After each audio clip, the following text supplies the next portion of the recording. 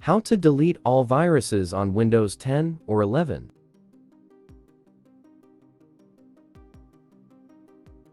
Search Clean MGR.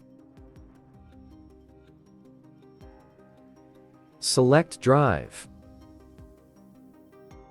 Click on OK. Select all boxes.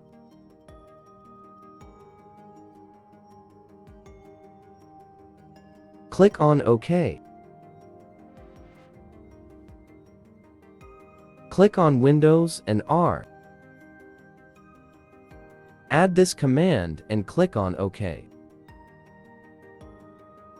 Click on Ctrl+A and then press Delete button.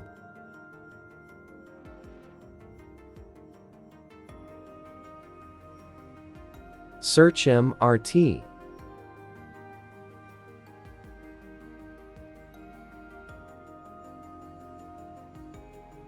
Search Next. Select Full Scan. It takes some time, and after that your issue is resolved. Thanks for watching.